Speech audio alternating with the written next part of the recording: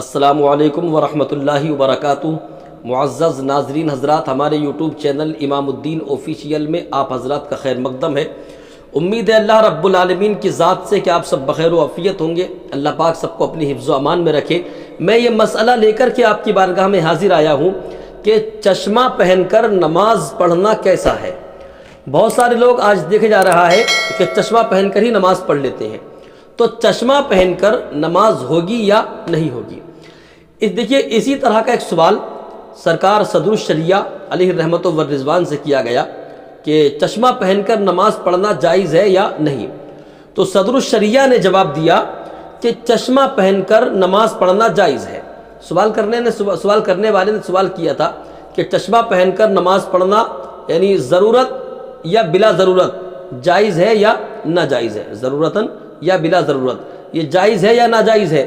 تو آپ نے ارشاد فرمایا کہ چشمہ پہن کر نماز پڑھنا یہ جائز ہے، لیکن یہ یاد رہے کہ چشمہ پہن کر آپ نماز پڑھ رہے ہیں اور آپ جب حالت سجدہ میں ہیں تو سجدے کی حالت میں چشمہ اگر ناک کی ہڈی کو زمین پر لگنے میں رکاوٹ پیدا کر رہا ہے تو پھر نماز مکروہ تحریمی اور اس نماز کو دہرایا جائے گا، اور اگر چشمہ رکاوٹ پیدا نہیں کر رہا ہے یہ ناک کی ہڈی لگنے میں تو پھر بلا کراہت جائز ہے، آپ چشمہ پہن کے نماز پڑھ سکتے ہیں۔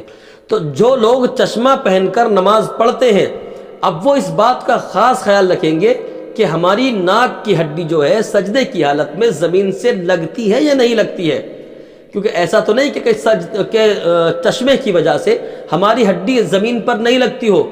اگر چشمے کی وجہ سے ہڈی یہ والی جو نرم ہڈی ہے یہ اگر ناک کی ہڈی زمین پر نہیں لگی تو پھر سجدہ نہیں ہوگا، اور جب سجدہ نہیں ہوگا تو نماز نہیں ہوگی۔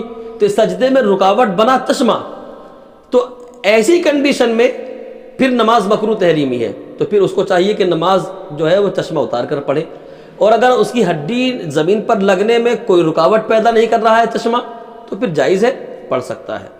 اچھا، ایک چیز اور ہے، بندہ جب سجدے کی حالت میں ہوگا، جائز تو ہے، شرعاً اجازت ہے، جائز ہے، لیکن یہ یاد رہے کہ جب آپ سجدے کی حالت میں جا رہے ہیں تو ظاہر سی بات ہے کہ آپ کا پورا ذہن جو ہے پھر چشمے کی طرف آ جائے گا۔ آپ چشمہ کہ کہیں میرا چشمہ نہ ٹوٹ جائے، کہ چشمہ زمین پر نہ لگ جائے، ہے نا، تو آپ ہوں گے سجدے میں لیکن ذہن چشمے پر ہوگا۔ تو بہتر اور مناسب یہی ہے کہ جب آپ نماز پڑھ رہے ہوں اتار کے چشمہ نیچے رکھ لیں، نماز پڑھ لیں، اور نماز پڑھنے کے بعد پھر اس کو لگا لیں۔